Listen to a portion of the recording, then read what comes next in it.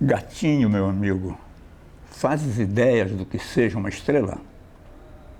Dizem que todo esse nosso imenso planeta, coberto de oceanos e montanhas, é menos que um grão de poeira se comparado a uma delas. Estrelas são explosões nucleares em cadeia numa sucessão que dura bilhões de anos, o mesmo que a eternidade. Não obstante, gatinho, confesso que pouco me importa quanto dura uma estrela. Importa-me quanto duras tu, querido amigo, e esses teus olhos azul safira com que me fitas. Como eu digo que a poesia nasce do espanto, né? Eu não posso decidir que vou escrever, eu decido que vou escrever uma crônica sobre isso ou sobre aquilo, mas eu não posso decidir hoje eu vou escrever um poema que não sai, não é assim, né? Um poema só nasce se eu entro no estado em que é possível escrever poesia.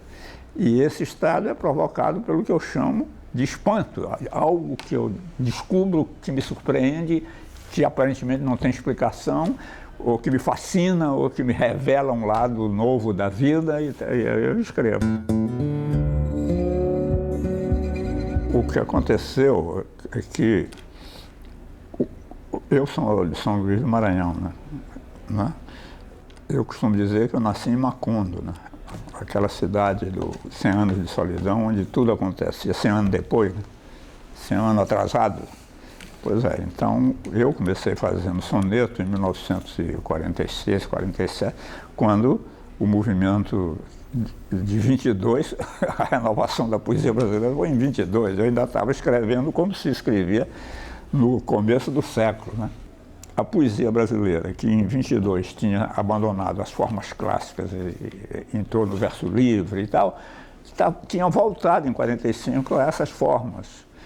E eu, por uma coincidência, comecei a desintegrar não é só a forma metrificada, o verso, eu comecei a desintegrar a própria palavra, quer dizer, o final da luta corporal, uma desintegração do discurso verbal e das palavras. Mas eu não fiz isso para fazer vanguarda, para fazer, eu fiz porque a minha indagação me levou nessa direção. A luta corporal de 54, 55 foi o ano das conversas e dos primeiros poemas concretos, e em 57, quer dizer, o pessoal de São Paulo achou que a poesia concreta tinha que ser feita segundo fórmulas matemáticas. Então, nós tínhamos o suplemento do Jornal do Brasil, que publicava os nossos textos e tal, e eles mandaram um texto dizendo isso. Então, eu liguei para o Augusto e disse para o Augusto que não tinha sentido dizer que a poesia concreta ia ser feita matematicamente, porque isso é uma coisa inviável, e nós seguimos um outro rumo. Eu criei o livro Poema, que é uma coisa também que nasceu por acaso, não foi porque eu fico planejando fazer, tudo que, até, assim como essas colagens que eu estou fazendo aí nasceram por acaso, tudo comigo nasce meio por acaso, tá vendo? Eu não fico planejando coisas, nem querendo ser inovador, nem coisa nenhuma. Quando veio o golpe e a prisão de uma opção de gente, um dos companheiros do partido foi preso e foi torturado e entregou uma opção de gente, inclusive a mim. E aí a direção do partido me avisou para eu ir embora, para eu ir para a clandestinidade, porque uma coisa é o Dias Gomes, que era do partido, mas não era da direção, era o Vianinho, que era agora o cara que era da direção, ele falou, eles vão torturar você, até você dizer o que você não sabe, porque você só é da direção de Araque, você não é de fato, você não sabe de nada. Então, tem que se mandar daí. Aí eu fui para a clandestinidade. Passei um ano na clandestinidade. Aí não tinha mais como me manter na clandestinidade, porque ia de uma casa para outra. Não tinha, aí foi a ideia de eu ir para Moscou. Então, era a única forma de eu sair dessa situação.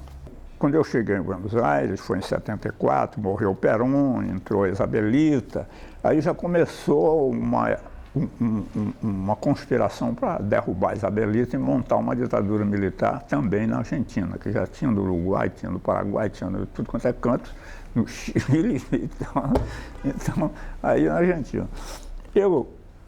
Meu passaporte estava vencido, eu tentei na Embaixada do Brasil renovar o passaporte, a Embaixada se negou a me dar passaporte, e eu fiquei sem saída. Quer dizer, eu não podia sair com carteira de identidade para os outros, porque era tudo ditadura.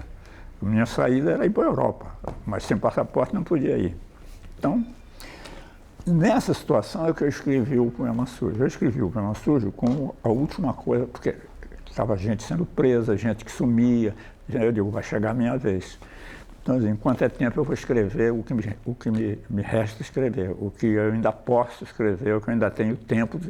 Então, o poema nasceu disso, ele foi escrito como a última coisa da vida.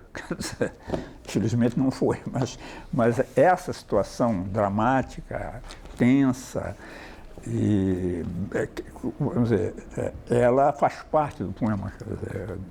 Compreende? Ele é um pouco a expressão dessa situação, desse impasse em que eu me encontrava.